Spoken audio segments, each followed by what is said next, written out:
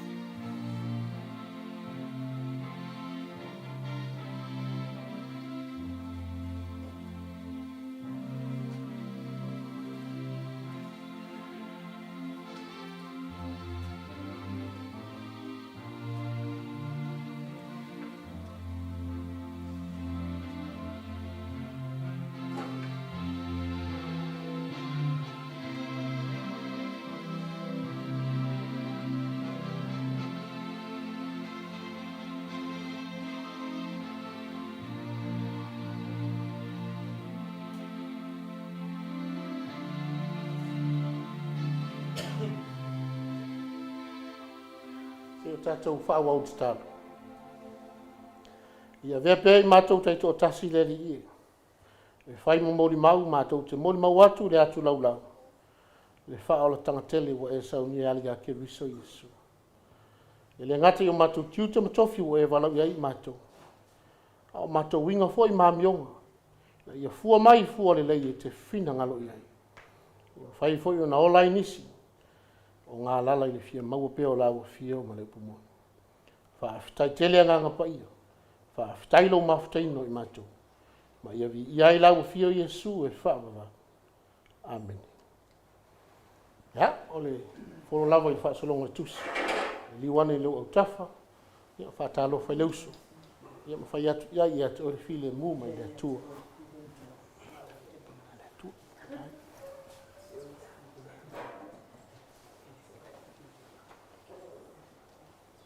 Ya, tai. La tatou fai usau ninga, ia le vi inga usau nia le au fai pese.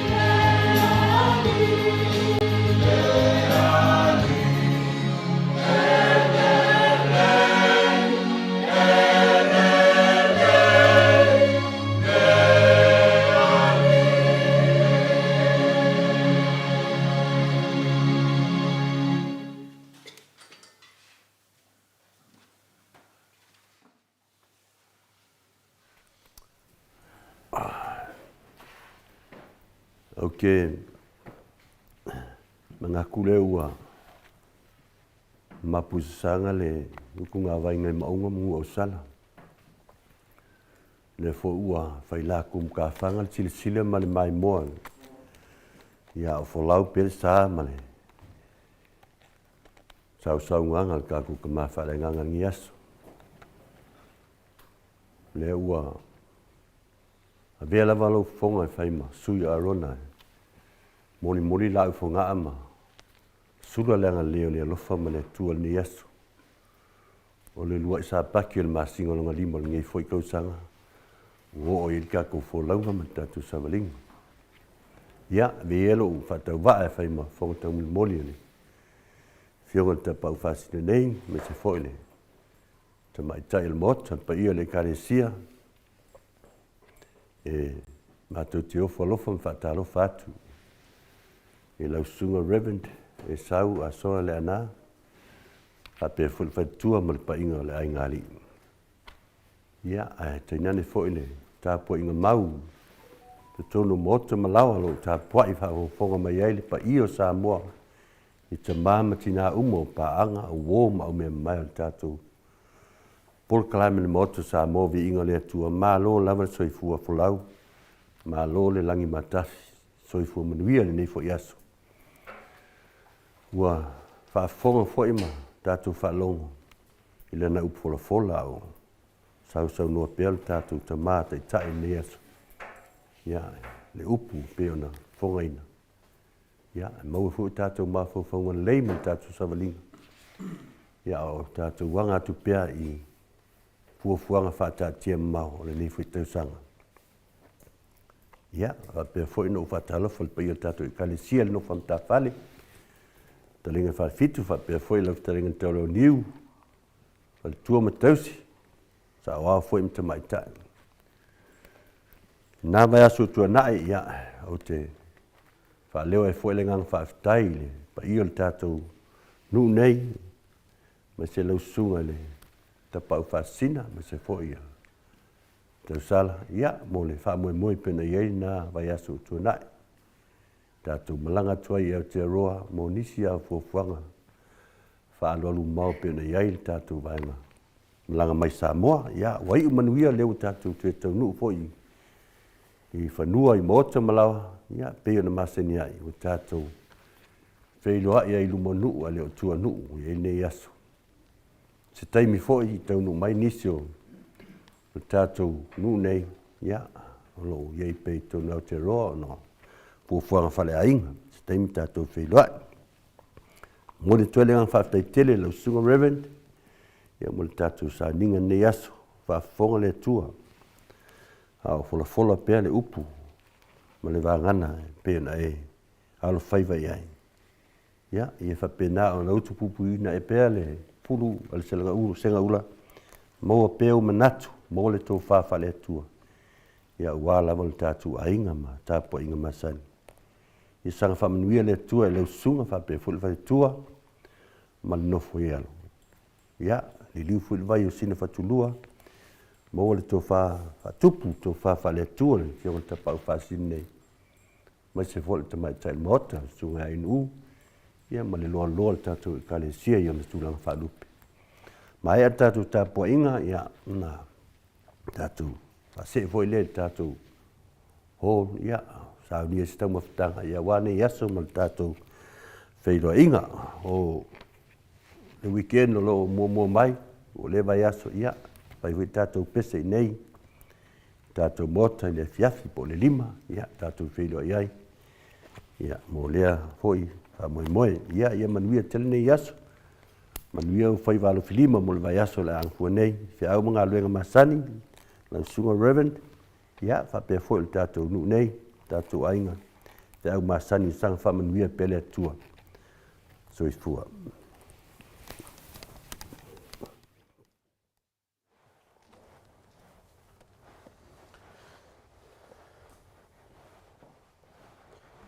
Na tua ole I whai wina tatou tapu ainga. Hea tau lawi na ou. Kona wha pi e tusa o le saunuanga mo pere malu. ia le ufai mafonga o tatou mautapo nei inga le whalifitu ma ta ia la tau ia le nganga whaaftai tuso o whamanuianga peo na fungaina ia ua fo ilo o matou tiu te whai tonu tatou ngā ruenga peo mataitai ia po le whai lotu foi na wala whai atu ia sa wala o la valeo le nganga o whaaftai ia na mia o tō whamanuianga ia ua fo ilo tapu eina ia male tamu whainga peo fa mo mo ai de tu wa fo tato nga venga male tau atina ina fa ftai tele le masa salo ma tau star ya nga le le sanga pupu no fo to fa pa ia fa le tua tu tu faiva ia le ngato tale sio to nga due ia fa pe fo to no tato nga venga nei io faiva lo filima fa ftai fa man vele li ia fa popula fa ftai ia ila usioma te pa ufa sin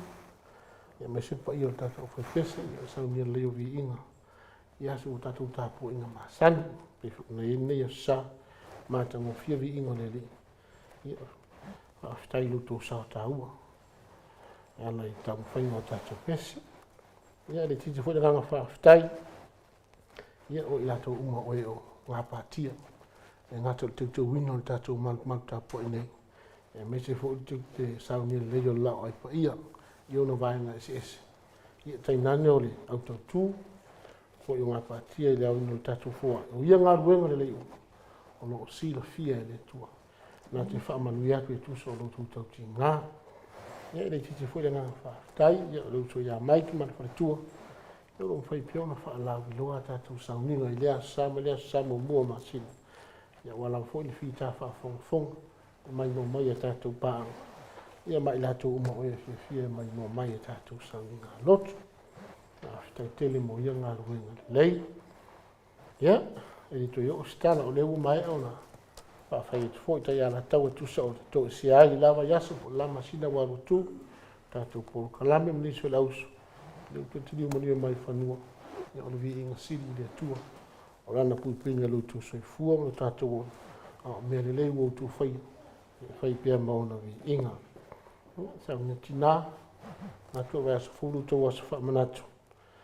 Ia, sa unia mo lea asa ta ua, wha aftai le tua. Ia, ulana wha soa ilo tu soifua, tiu te matofi. Ia, uwala uina ilo tu soifua mariola. Ia, no whangi le tua fi au. Ole, wai aso anga fua nei, leo whanau ia o onga. Nisi fo i maua ele, i tue malanga mai. Tato ainga lotu, e leanga le leo le tua isi aso. Toi tali mai ia tātou te talo peo mana tua leo tātou ainga tau ainga ia o maua i ngāse ngāse o te tini te lawa se moto o whaata otoria i leanga le leo le tua te rawe whafu sia o nātou manos ia o mea uma u whaia whai mawi inga o tātou tua tātou whai uri te tālo a ole manuia ma le file mua lau fio le tua le tama le lofa silsili eso Yesu Keriso lo mātou li ima lo mātou whaola i tōtas Maftaina i mātou umai lau lava nganga pa ia. Nei māsa umai whaavavau. E whaavavau lava.